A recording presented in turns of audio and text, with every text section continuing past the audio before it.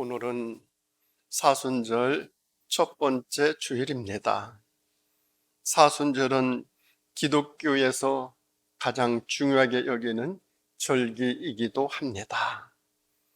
사순절은 부활절 전의 기간으로 주일을 뺀 40일간을 의미합니다.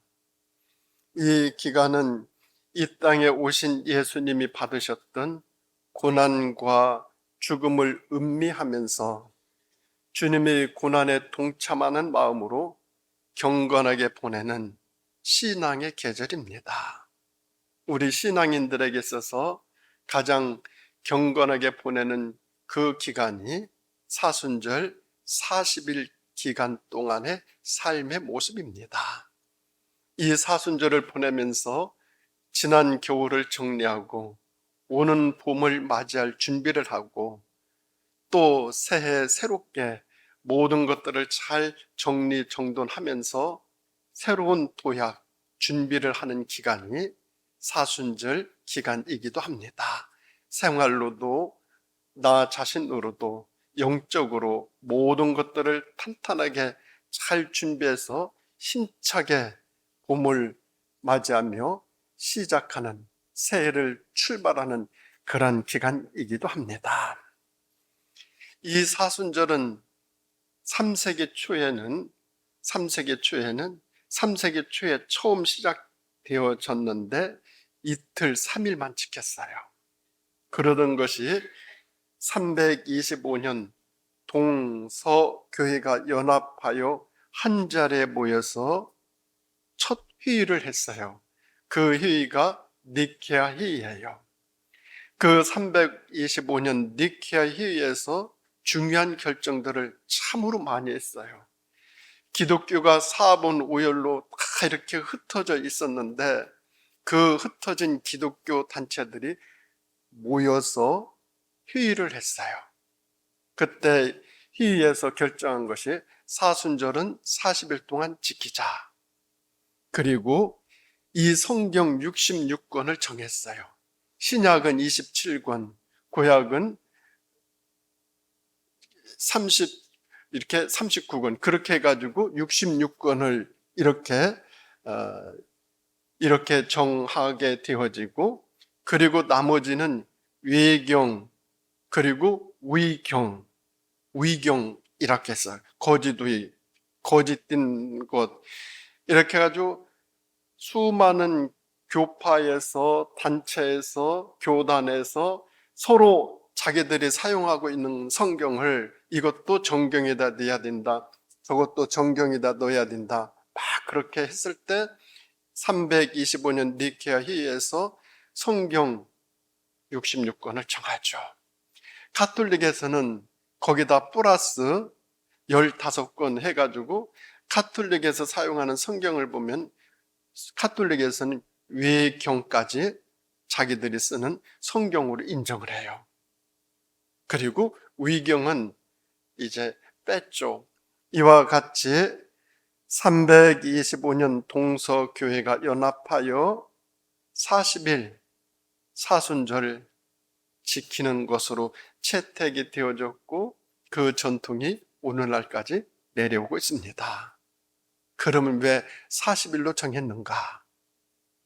성경에서 그것을 다 이렇게 가져왔어요. 그래서 성경에 보면 40이라는 숫자가 나오면 이 숫자가 나오는 경우에는 아주 중요한 일을 결정하거나 거기에 중요한 의미를 부여합니다. 우리 예수님부터 살핀다면 사탄으로부터 시험 받으실 때 광야에서 금식하시는데 40일간 하셨어요. 40일 동안 하셨어요.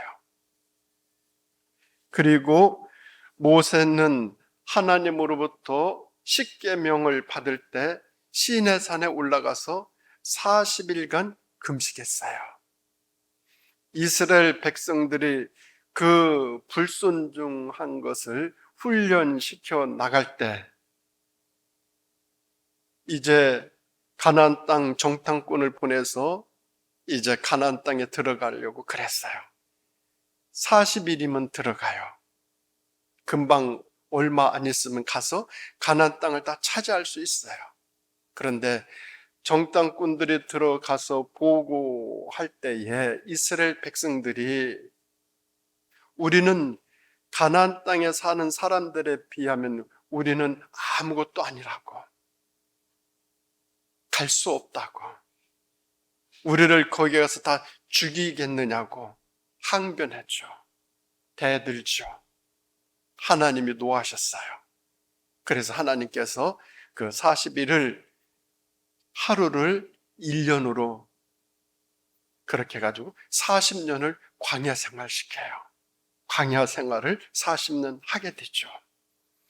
우리 예수님 돌아가셔서 부활하셨어요. 부활하셔서 승천하실 때까지 40일 동안 지상 사역을 하셨어요. 이것이 니케아 회의에서 사순절을 40일, 40일로 정하는 근거가 되어지게 되었어요. 사순절이라면 그리스도인들에게 있어서 예수님의 고난받음에 동참하는 마음으로 보내는 기간이에요. 이 사순절 기간은 그래서 옷깃을 여미고 내 삶의 모습을 점검하면서 기도와 참회와 절제와 경건으로 보내는 기간, 영적으로 나 자신을 정리정돈하는 기간, 이 기간이 사순절이에요.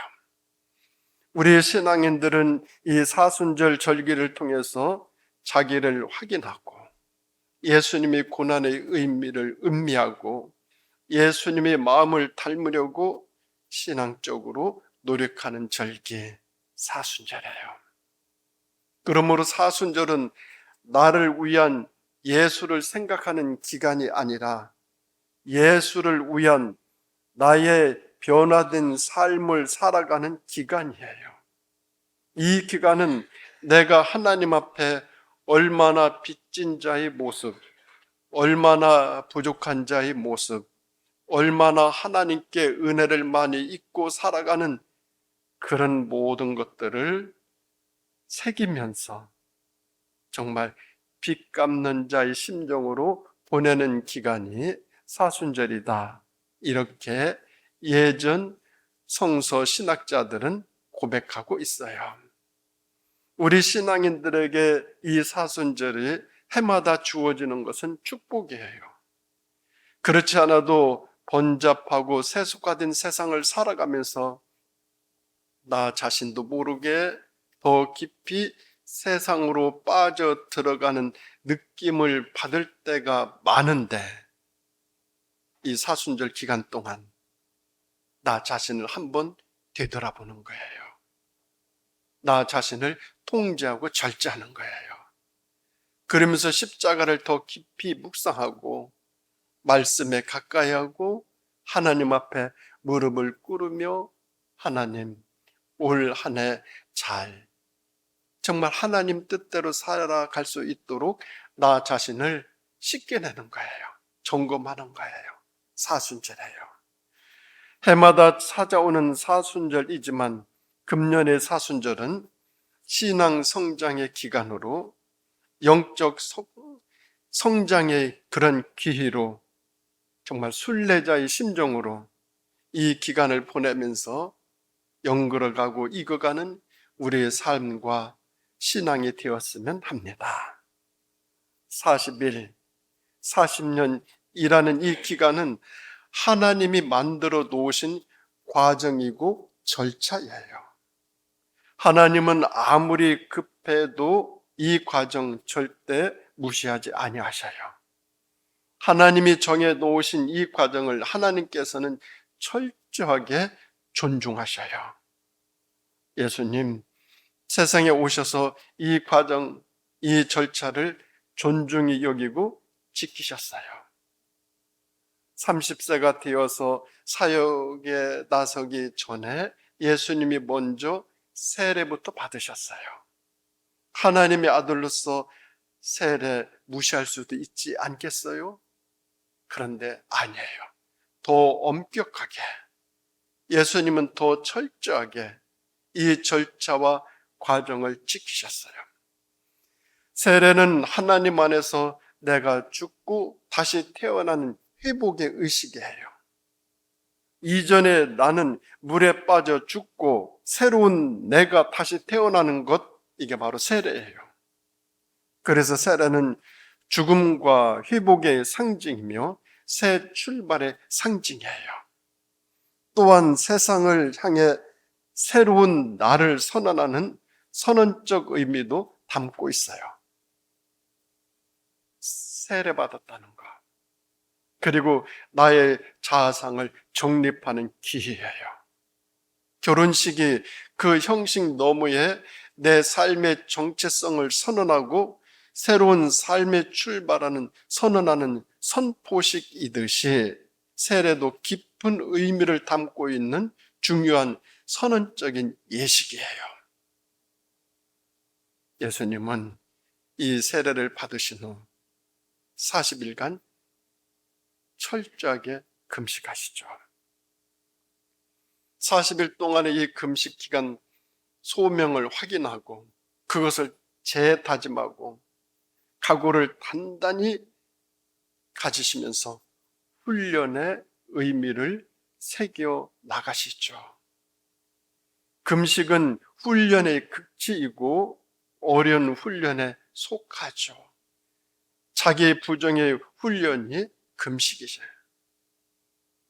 그런데 그것을 40일 동안 철저하게 지키셔요. 인간에게 가장 강한 욕구는 먹고 싶은 욕구예요. 이 욕구를 금지하고 통제하고 극복하고 부정하는 것, 바로 금식이에요. 금식을 하게 되면 비로소 나의 내면의 소리가 들려요. 그것은 진솔한 인간의 소리예요. 아주 처절하게 들리죠. 뿐만 아니라 함께 영적인 소리도 들려요. 사명의 소리, 하늘의 소리, 나아가야 될, 해야 될 모든 것들이 하나님으로부터 주어져요. 바로 신앙인은 이 소리를 들어야 돼요. 사순절 기간 40일 동안 주님 앞에 더 경건한 삶으로 살아가며 이 소리를 함께 들어가는 우리가 되었으면 해요. 그래서 예수님 40일 동안 단식하시다시피 금식하셨어요. 그것도 물기가 없는 광야에서, 낮에는 장렬하는 태양빛 아래서, 밤에는 추위 속에서 금식하셨어요. 예수님은 이 금식을 통해서 주어진 소명을 재확인하셨을 것이고 하나님의 소리를 들으셨을 것이고 자신의 앞으로의 삶을 결단하셨을 거예요. 그런데 예수님께서 금식하는 동안 영적인 시험도 함께 받으셔요. 40일 동안 금식하는데 마귀의 시험이 함께 병행이 되어져요. 금식으로 모든 것이 끝나는 것이 아니었어요. 동시에 또 혹독한 시험이 함께하고 있어요. 금식하는데 사탄이 찾아왔어요. 사탄은 고소하고 시험하고 유혹하는 자라는 뜻이에요. 사탄은 가상의 존재가 아니에요. 실제 내 옆에서 나를 넘어지게 하는 영적인 존재, 사탄이에요. 사탄이 와서 세 가지 시험을 해요. 첫째는 돌이 떡이 되게 하라라는 시험이었어요. 40일 동안 금식하는데 얼마나 배가 고프고 얼마나 먹고 싶으시겠어요. 사탄은 바로 그때를 놓치지 않아요. 쑥 찾아와요. 되게 힘들고 절박하고 안타깝고 발 봉동 구르고 어찌할꼬 할 때에 그때 사탄이 찾아와 유혹하면서 시험을 해요. 가장 절박한 순간에 사탄이 와서 시험해요. 사탄의 이 전략을 쓰는 사람들이 있어요. 누구? 보이스피싱 하는 사람들. 보이스피싱이 꼭 사탄의 전략을 그대로 갖다 써요.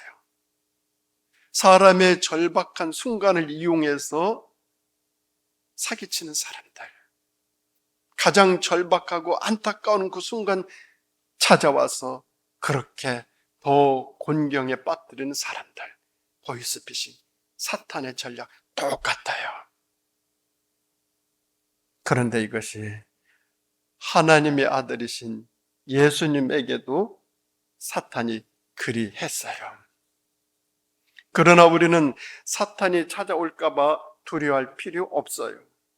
그것은 이 사탄은 언제나 이미 내 곁에 와 있어요. 항상 나하고 같이 내 모든 것들을 나보다 나를 더 잘하는 게 사탄이에요. 그래서 우리는 쉬지 말고 기도해야 돼요. 기도는 사탄의 소리와 천사의 소리를 구분하게 해주는 하나님의 통로예요. 사탄이 시험할 때는 실현 가능하고 가장 필요한 것을 가지고 와서 시험을 해요. 될 것 같아요. 혹해요. 배고픈 사람에게 명예나 권세를 가지고 시험을 합니까? 안 그래요. 배고픈 사람에게는 먹을 것을 가지고 유혹하는 가장 필요하고 가장 가능한 조건을 가지고 찾아와 시험을 해요. 그래서 쉽게 넘어져요.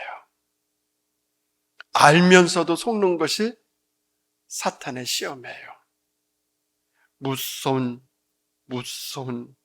사탄의 시험이 늘 우리에게 다가올 수 있어요. 깨어 기도해야 되죠. 분별하며 살아야 되죠. 14세기 벨기에 네온도 3세 국왕이 있었어요.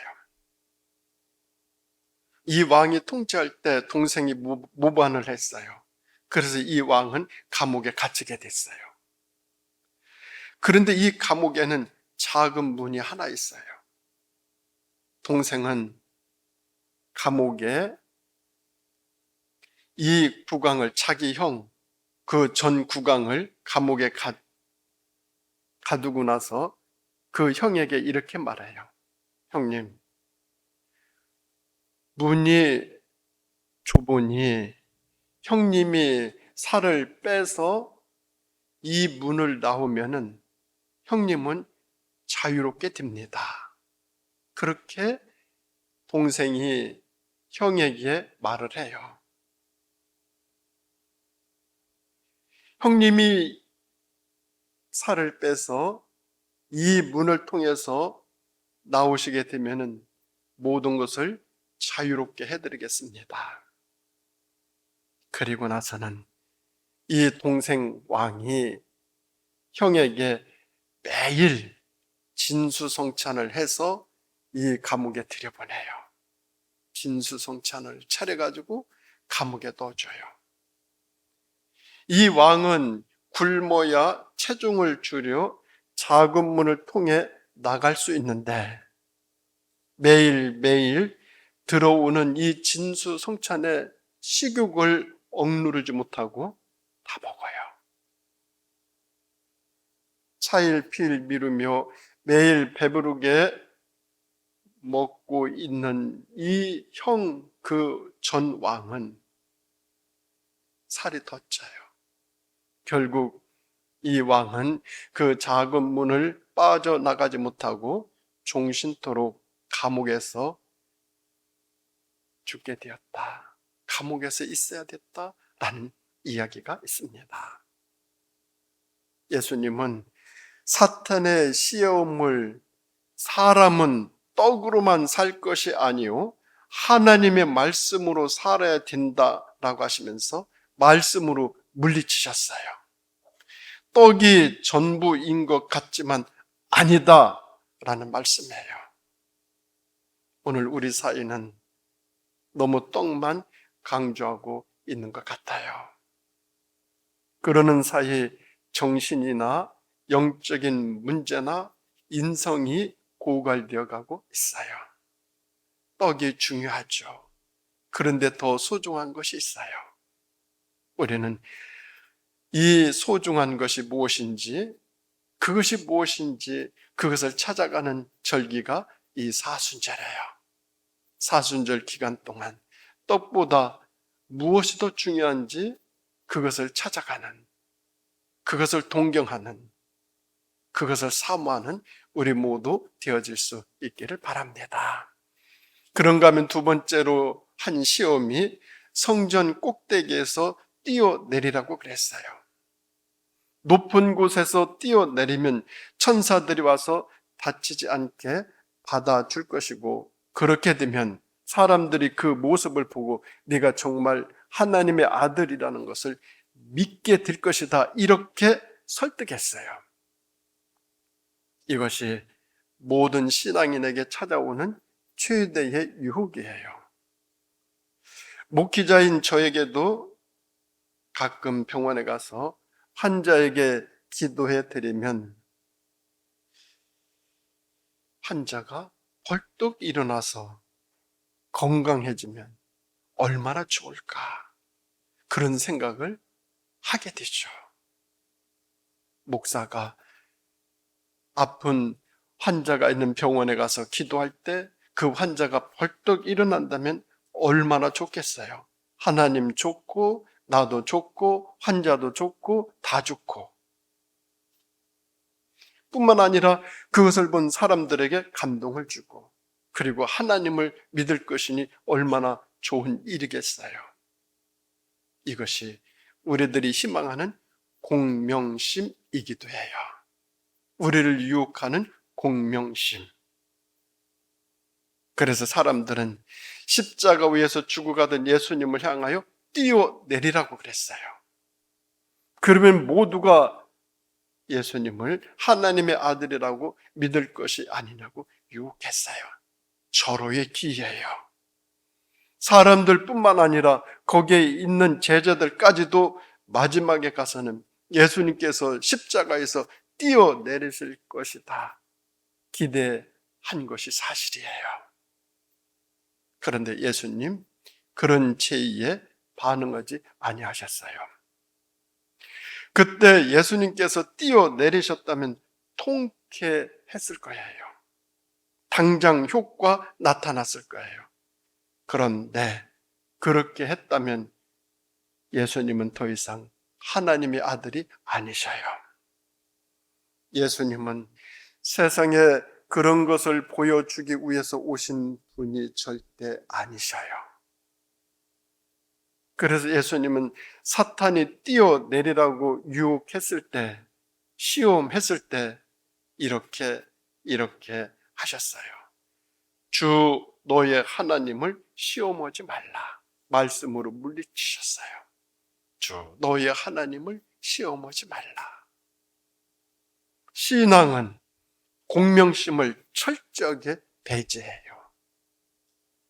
공명심을 앞세워서 신앙생활하고, 공명심을 앞세워서 세상에서 돈을 벌고 권력을 잡고 어디에서든지 승리하고 이기려고 하는 사람, 어쩌면 굉장히 위험한 사람이에요. 공명심을 기대하며 신앙생활을 한다면 곧바로 시험에 빠져요. 가룟 유다처럼 배반하게 되어져요. 베드로처럼 부인하게 되어져요.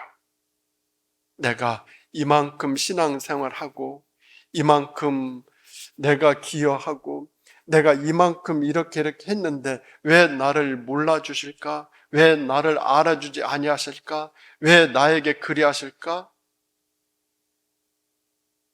공명심에 사로잡히면 금방 시험에 빠져요. 내가 기여한 것이 얼마나 큰데 왜 나를 그렇게 대할까?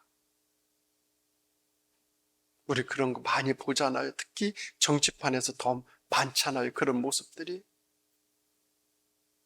오직 신앙은 순종하며 믿는 것이에요.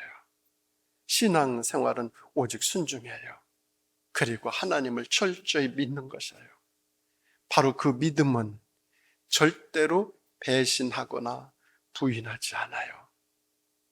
그리고 나중에 하나님이 다 기억하셔요. 감당할 수 없는 것으로 축복해 주셔요. 공명심을 배제하는 그런 삶이 되어져서 내가 수고했으면 이만큼 수고한 것도 하나님의 은혜요. 내가 능력이 있어서 이렇게 어떤 것에 이렇게 기여를 했다면 그렇게 할 수 있도록 해주신 분 하나님께 감사드리는 거죠. 그런데 그것을 그렇게 했다고 해서 공명심을 내세운다? 그러면 안 하면 못해요. 안 하면 못하거든요. 우리는 살아가면서 신앙생활에서나 사회생활에서나 어떤 인간관계 속에서 내가 너한테 해준 게 얼마인데, 내가 너한테 어떻게 해줬는데 네가 나한테 그럴 수 있느냐? 공명심이거든요. 그거 다 제하고 끝까지 잘해주면서 살아가는 우리 되어질 때 하나님 다 하셔요. 다 하셔요. 마지막을 반드시 좋게 해주셔요. 그런가 하면 세 번째 사탄이 또 시험한 것은 영광을 주겠다는 제의예요. 사람은 명예심에 약해요. 또 그 명예심에 굉장히 사로잡혀 살아가는 것이 인간이게 돼요. 인간의 3대 욕구 중에 하나가 바로 이 명예심이에요. 사람들이 와서 내 앞에 엎드려요. 내 말에 복종해요.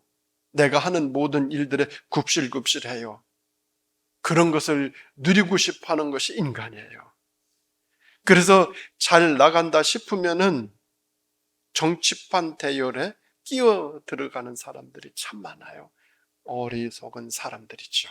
내가 이만큼 잘 됐고, 이만큼 유능하고, 이만큼 대단하니 왜 나를 안 불러주나? 왜 나를 알아주지 않나? 그런데 어느 날 연락이 왔어요. 뛰어들죠. 그 사람 끝까지 잘하는 사람 별로 못 봤어요. 그런데 끝까지 내 일을 하겠노라고, 나는 이것이 내 소명이라고, 내 사명이라고, 나는 거기보다 여기가 더 소중하다고 이렇게 살아가시는 삶의 자세로 세상을 살아가는 분들 얼마나 소중해요. 어쩌면 그분들이 계시기 때문에 이 사회가 이만큼 유지되어 나가는 줄 믿습니다. 우리는 살아가면서 명예심의 노예가 되어서는 안 되죠. 이 명예심에 사로잡히게 되어지면 심각한 경쟁으로 치닫게 되어져요. 그래서 우리는 이 명예심 앞에 이 명예를 얻어진, 명예를 주겠다는 것 거절하면서 살아가는 삶이 더 멋있는 삶이죠. 그래서 예수님에게 이런 제안을 하지 않습니까? 사탄이 예수님을 향해 그런 제안을 할 때 예수님은 사탄아 물러가라 말씀하셨어요.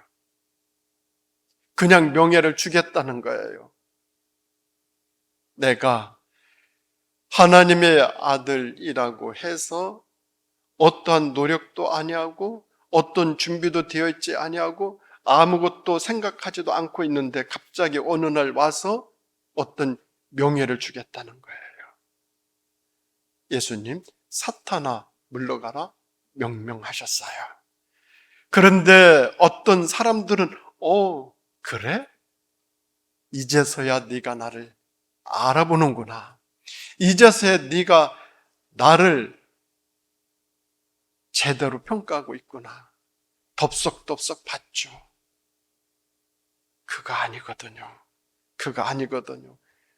예수님처럼 물러가라. 그러면 더 좋을 텐데 받아들여요. 결과 좋지 않죠. 준비 덜 되었으면서 아직 그런 그릇이 아닌데도 아직 더 많이 채워야 되어지는데 그런 것이 충족되어지지 않는 상태에서 명예를 얻게 되어지면 나중에 오히려 더 부끄럽게 되어지죠. 우리 예수님 철저하게 준비하셔요. 성급하게 모든 일 처리하지 아니하셔요. 사람들 보게 되어지면은 은혜를 조금 받았다 싶으면은 간증으로 다니는 사람들 있어요. 설 익은 채로 하다 보니 그 모습에서 풋내가 나요. 그 모습에서 은혜가 안 돼요. 또한 어떤 사람 병이 좀 나았어요. 병을 좀 낫게 해줬어요. 그러면 간증하러 다녀요. 내가 이런 병도 고쳤다, 저런 병도 고쳤다. 얼마 후 악화되어 버린 경우 얼마나 많습니까? 창피하죠. 우리 인간의 한계예요. 내가 무엇인가 된 것 같이 생각되어지면 그것을 자꾸 내세우려고 그러고 그것을 자꾸 자랑하려고 그러고 그것을 자꾸 알려고 그러는 것. 사실 나중에 그것이 오히려 더 자기를 부끄럽게 만드는 경우들이 얼마나 많이 있습니까? 명예심, 물러가라 이렇게 하지 아니하고 덥석덥석 받을 때 그렇게 되어지죠.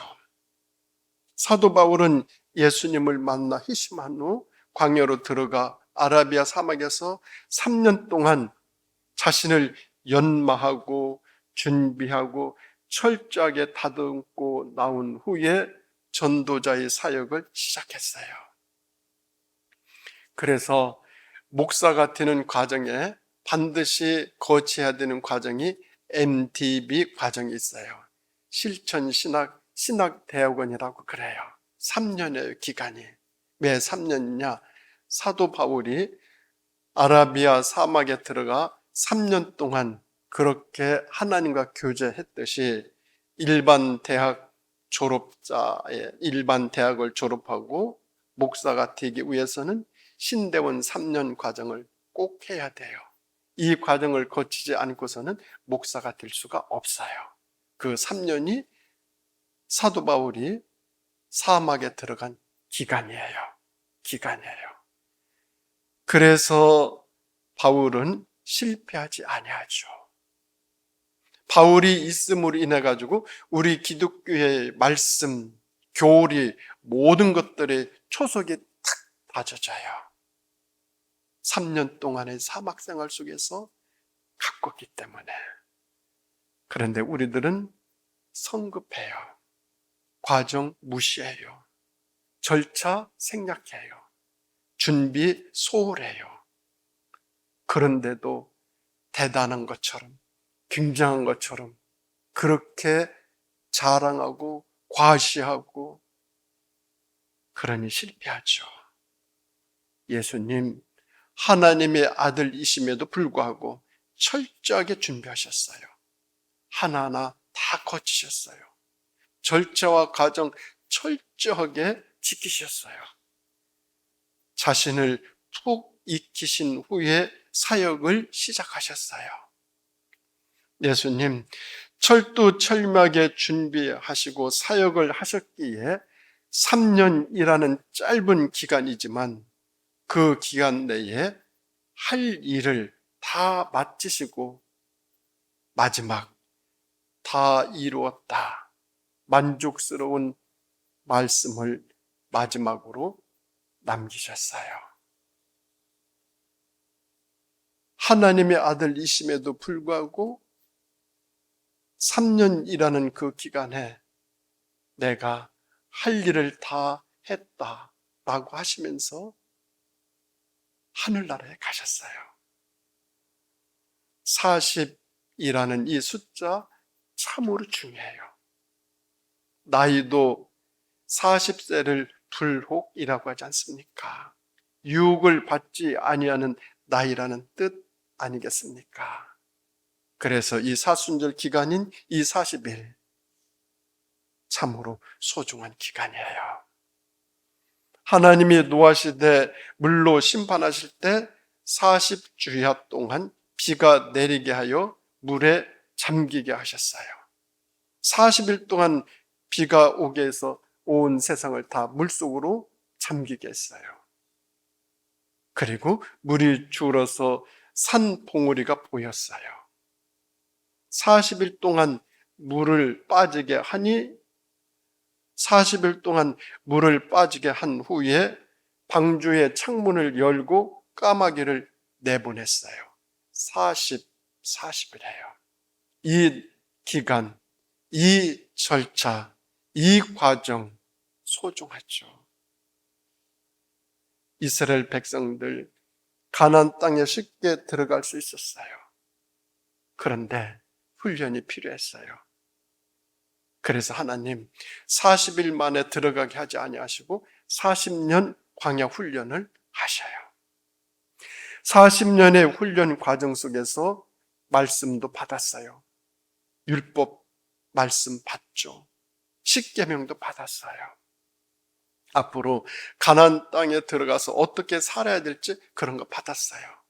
그리고 그 세대 사람들 다 죽어요. 그리고 그 다음 세대 사람들이 들어가요. 우리 예수님 부활하신 후 40일간 지상에 머무르시다가 하늘에 오르셨어요. 생전에 우리 예수님 병자를 고치시고 죽은 이를 살리고 많은 기적을 행하시고 곳곳 다니시면서 많은 사람들에게 복음을 선포하셨어요.